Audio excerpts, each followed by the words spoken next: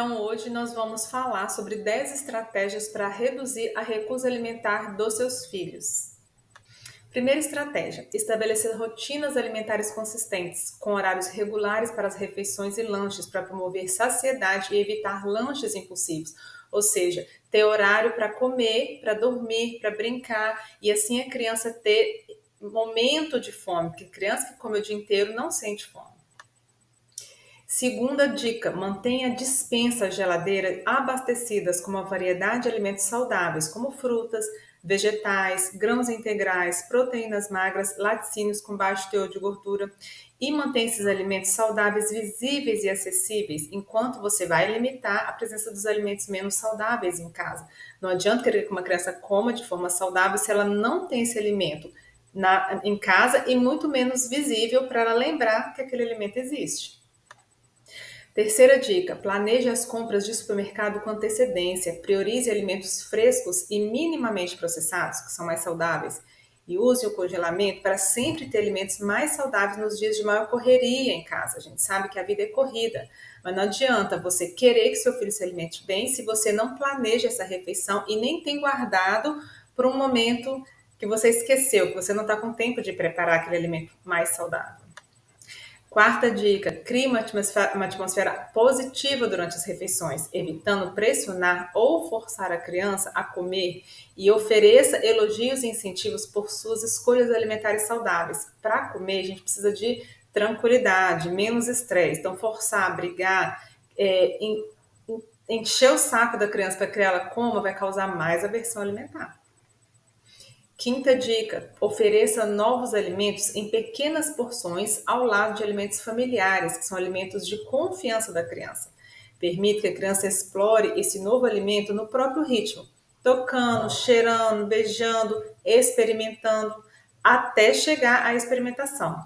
Isso, gente, é muito claro quando a gente avalia a escalada do comer, que fala que desde a hora que a criança entra em contato com o alimento, olhar, até a boca, mastigação, são 32 passos. Então não adianta, o alimento novo nem sempre vai ser de cara experimentado, mas precisa seguir todo um processo de orientação, oferta e dar tempo ao tempo essa criança no ritmo dela ter coragem de experimentar.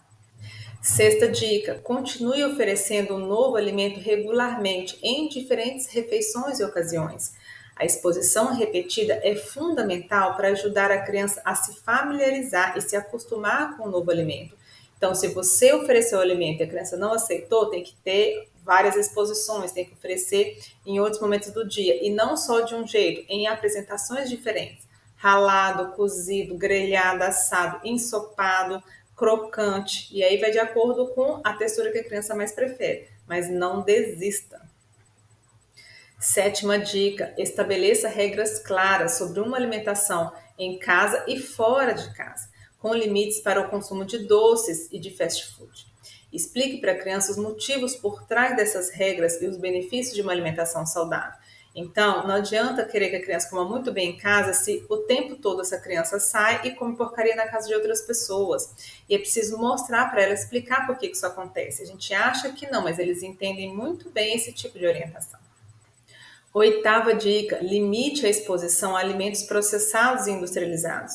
Mantenha esses alimentos não saudáveis fora de casa, em locais que a criança tem difícil acesso. Se você, pai ou mãe, gosta de uma porcariazinha, de uma guloseima, deixe guardado, deixe escondido, não deixe no dia a dia à vista da criança. A criança não tem o cérebro para entender muito bem as consequências de não ficar comendo muito daquele alimento.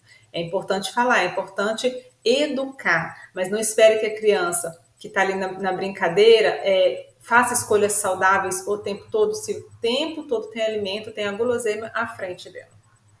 Nona dica: participe das refeições em família sempre que possível, promovendo um ambiente social positivo em torno da comida, ou seja, torne o momento de refeição aquele momento de restaurante, de pizzaria, de piquenique no parque, ou seja, um momento de lazer. Isso vai aumentar a felicidade da criança e até o provável interesse em experimentar esses novos alimentos.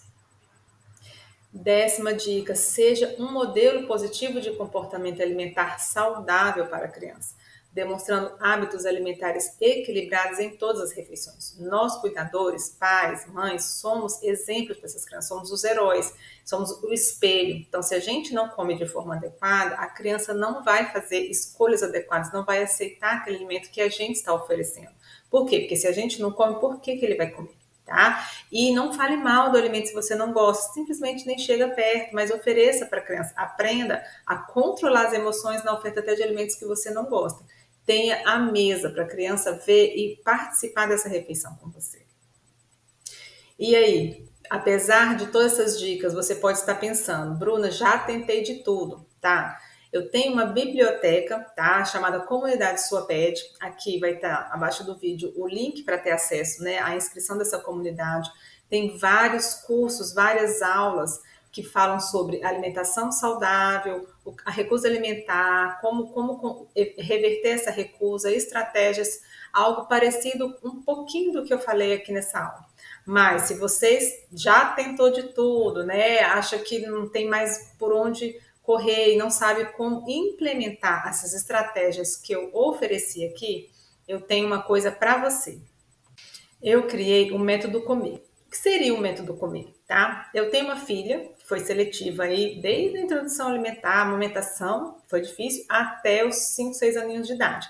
E estudei muito. Melhorei a alimentação dela, melhorei a alimentação de muitos pacientes no consultório e então percebi que eu poderia ajudar mais pessoas.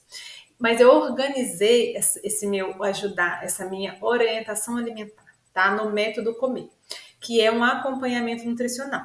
Primeiro da letra, né? O C é compreender a seletividade alimentar. O que está levando a recusa, quais são as situações e quais são as causas, porque a gente precisa resolver todas para melhorar a alimentação da criança.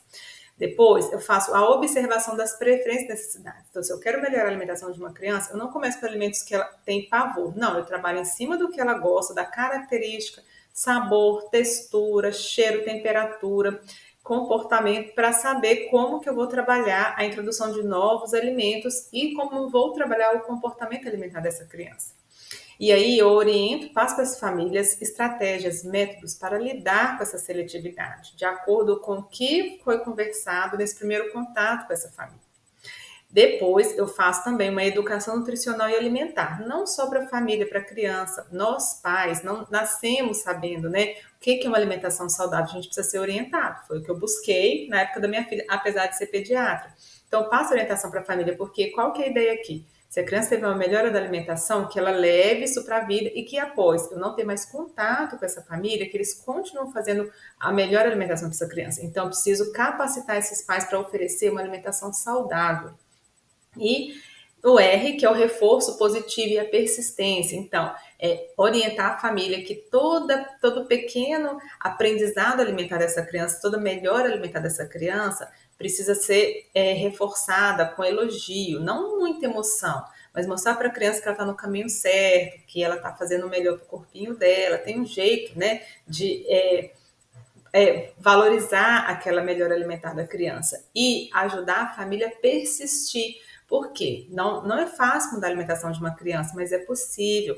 Então, eu dou esse apoio, né, esse colo que a gente fala, para os pais conseguirem persistir, tanto na melhora quanto na manutenção, porque criança tem mudança de comportamento por faixa etária. Cada faixa etária tem um modo de se comportar, e as famílias também precisam saber como lidar com isso e continuar oferecendo uma alimentação saudável para que cada mudança de faixa etária não leve de novo a um erro alimentar e uma dificuldade alimentar.